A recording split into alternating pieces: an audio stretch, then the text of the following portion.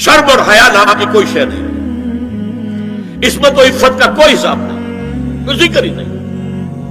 اور گواہی ہے کیا ہے؟ پریزیڈنٹ کلنٹن نے کہا تھا 2 سال پہلے یا 3 سال پہلے، وہ جو ان کی اینوئل سپیچ ہوتی ہے، state of the union address, اس نے کہا تھا ان قریب ہماری قوم کی اکثریت حرام زادوں پر مشتمل ہوگی۔ یہ حرام زادے کا لفظ میں نے ترجمہ کیا ہے born without any wedlock. ایک تو ہوتا ہے ایک مرد اور عورت کی شادی ہوئی ہے، نکاح ہوا ہے، پھیرے پڑے، کچھ بھی ہوا ہے، لیکن اعلانیہ طور پر وہ اب شوہر اور بیوی کی حیثیت سے ہے، تو ان کی اولاد ہو رہی ہے، جائز اولاد ہے۔ ایک بغیر شادی کی اولاد ہو رہی ہے تو یہ حرامی ہے، حرام زادے ہے۔ انہوں نے کہا کہ ہماری قوم کی اکثریت حرام زادوں پر مشتمل ہوگی۔ ہومو سیکسولیٹی، لیسبینز، گیز، اور بالکل ڈکلیئر کرتے ہیں، پادری ڈکلیئر کرتا میں گے ہوں، سینیٹر ڈکلیئر کرتا میں گے ہوں، انہیں کوئی شرم ہی نہیں، اس کے اندر کوئی حجاب نہیں، اعتراف کرنے کے اندر کہیں بھی کسی طرح کی رکاوٹ نہیں، ہچکچاہٹ ہی نہیں۔ یہ جس کو کہا جائے گا پرمیسو ہیڈونزم، جنسی لذت ہر طریقے سے حاصل کی جا سکتی ہے۔ زنا بالرضا ہو تو کوئی جرم ہے ہی نہیں، ہاں زنا بالجبر ہو تو جرم ہے، بالرضا ہو کوئی جرم نہیں، جرم ہے ہی نہیں سرے سے۔ ساری اخلاقی اقدار کو اس طریقے سے انہوں نے ملیا میٹ کر دیا ہے۔ البتہ ابھی یہ تیسرا معاملہ کچھ عالم اسلام کی حد تک ابھی پورا ان کا پروگرام مکمل نہیں ہو سکا۔ ہمارے ہاں ابھی کچھ خاندانی نظام کی بنیادیں باقی ہیں، کچھ والدین کا ادب ہے، ان کی عزت ہے، ان کی خدمت کو انسان اپنے لیے سعادت سمجھتا ہے، بیوی اور شوہر کے درمیان محبت، الفت، باہمی اعتماد کی کچھ فضا ہے، خاندانی نظام ہے۔ اگرچہ تیزی سے بگڑ رہا ہے نظام ہمارا، اور ہمارا ایلیٹ طبقہ اوپر کا جو ہے وہ مغرب کے طرز پر جا چکا ہے، لیکن ہماری مڈل کلاسز میں، لوور کلاسز کے اندر ابھی کچھ اقدار ہیں شرم کی، حیا کی، عصمت کی، عفت کی۔ آپ پورا زوردار طریقے پر مہم چلا رہے ہیں کہ مسلمان ممالک سے بھی یہ ساری اقدار ختم کر دی جائے۔ چنانچہ نوٹ کیجئے، قرآن مجید میں 2 جگہ پر اللہ تعالیٰ نے اہل مکہ کو وارن کیا تھا۔ اولم یروا انا ناتی الارض ننقصها من اطرافها، کیا یہ قریش دیکھ نہیں رہے کہ ہم رفتہ رفتہ ان کی طرف بڑھ رہے ہیں، چاروں طرف سے ان کے گرد ہمارا گھیرا تنگ ہوتا جا رہا ہے، ان کے گرد جو قبائل آباد ہیں وہ ہمارے حلیف بنتے جا رہے ہیں۔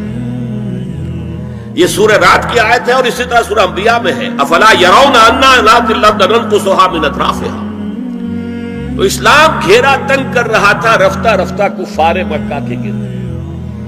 آج یہ برعکس ہے کہ یہ مغرب اور امریکہ کی عظیم قوت کو استعمال کرتے ہوئے، سول سپریم پاور آن ارتھ، آج یہ ہمارے گرد گھیرا تنگ کرتے چلے آ رہے ہیں کہ ہمارا معاشرتی نظام بھی تلپٹ ہو جائے، درہم برہم ہو جائے، ہماری اقدار بھی ختم ہو جائیں، ہمارے ہاں بھی عورت اور مرد بالکل برابر ہونے کے مدعی ہو کر میدان میں آ جائیں، عورت مرد بن جائے، مرد عورت بن جائے، مردوں کی شادیاں ہو جائیں کہ ایک مرد شوہر اور ایک مرد بیوی، اور رجسٹر ہو جائے شادی، لیسبینز کی شادیاں ہو جائیں کہ ایک عورت شوہر، ایک عورت بیوی، اور رجسٹر ہو جائے شادی۔ یہ سارا کام ناتی الارض ننقصها من اطرافها، اس کی مثال کیا ہے کہ پہلے اس پروگرام کے تحت 1994 میں کانفرنس ہوئی قاہرہ میں، عرب ورلڈ کا وہ مرکز ہے،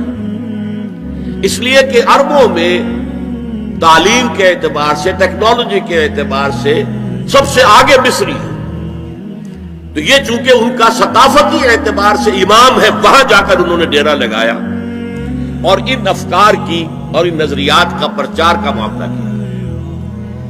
دوسری 1 سال کے بعد کانفرنس کر دی بیجنگ میں، تاکہ ادھر سے اور ایک اور طرف سے گھیرا ڈالا جائے اور عالم اسلام کا جو یہ حصہ ہے ایشیا کا، اس کے اوپر اثر انداز ہوا جائے۔ اور اس کے بعد بیجنگ +5 کانفرنس ہوئی ہے اور یہ ہوئی ہے United Nation Assembly, United Nation Organization کی جنرل اسمبلی کے تحت، اور یہ ہوئی ہے جون سن 2000۔ اب اس میں جو بھی ایک پرچہ تیار کیا گیا تھا ایجنڈے کے طور پر، اس میں جو سفارشات تھی وہ میں آپ کو بتا رہا ہوں۔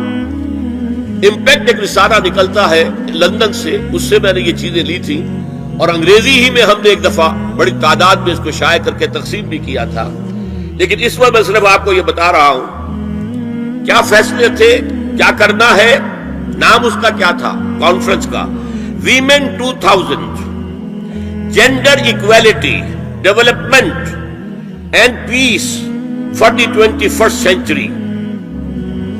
پریپریٹری ڈاکومنٹ میں نمبر 1 ہومو سیکسولیٹی کو نارمل سیکسول اورینٹیشن قرار دیا جائے، کوئی جرم نہیں ہے۔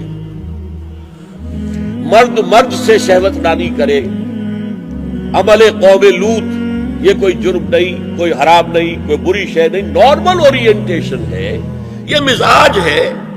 ایک شخص جو ہے عورت سے اپنی خواہش پوری کرنا چاہتا ہے، ایک مرد سے کرنا چاہتا ہے، تمہیں کیا اعتراض ہے؟ ہومو سیکسول میرجز کو تسلیم کیا جائے، جو اب تسلیم ہو رہا ہے۔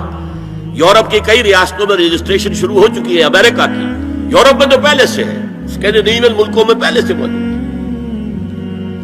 نمبر 3 عورتیں گھر کا کام کاج کرنے سے انکار کر دیں یا اس پر ویج طلب کریں، مزدوری دو میں، محنت دو تب ہم کام کریں۔ یہ چولہا جھونکنا، یہ روٹی پکانا، برتن دھونا، یہ اس کے لیے ہمیں اجرت چاہیے، لیبر۔ نمبر 4 عورتیں حمل اور وضع حمل کی جو تکلیف برداشت کریں اس پر بھی شوہر سے اجرت لیں۔ نمبر 5 اگر کسی وقت کسی عورت کی طبیعت آمادہ نہ ہو ہم بستری کے لیے اور شوہر مجبور کرے تو اسے میریٹل ریپ قرار دیا جائے، یہ زنا بالجبر ہوگا جس کی سزا دی گئی۔ شوہر اور بیوی کا معاملہ ہے، وہ بیوی کی طبیعت کسی وجہ سے آمادہ نہیں ہے اور شوہر انسسٹ کر رہا ہے تو یہ میریٹل ریپ، شادی شدہ ریپ، شادی شدہ لوگوں کے مابین زنا بالجبر شمار ہوگا۔ نمبر 6 پروسٹیٹیوشن کو ایک باعزت پیشہ مانا جائے اور ان کو پروسٹیٹیوٹس نہ کہا جائے بلکہ سیکس ورکرز، سیکسول ورکرز۔ جیسے مرد ہے وہ اپنی جسمانی قوت استعمال کر رہا ہے، وہ اب چلا رہا ہے، کسی چلا رہا ہے، یا وہ کہیں اینٹیں ڈھو رہا ہے، یا کوئی اور دماغی صحت استعمال کر رہا ہے، ڈاکٹر بیٹھا ہے تو اس نے لکھ رہا ہے، فیس لے رہا ہے، عورت بھی اپنے جسم کے ایک عضو کو استعمال کر رہی ہے تو وہ سیکسول ورکر ہے اور وہ پیشہ ہے اور وہ باعزت ہے، اس پر قتل کوئی قتل نہ ہو۔ 7 وراثت اور طلاق میں بالکل برابری، کوئی فرق نہیں۔ اب یہ خاص چیز تو معلوم ہوتا ہے کہ اسلام ہی کو ہدف بنا کر انہوں نے ایجنڈے میں شامل کیا۔ اس کا نام ہے سوشل انجینئرنگ، معاشرتی تعمیر نو۔ پرانی تعمیر، وہ جو مولانا روم نے کہا تھا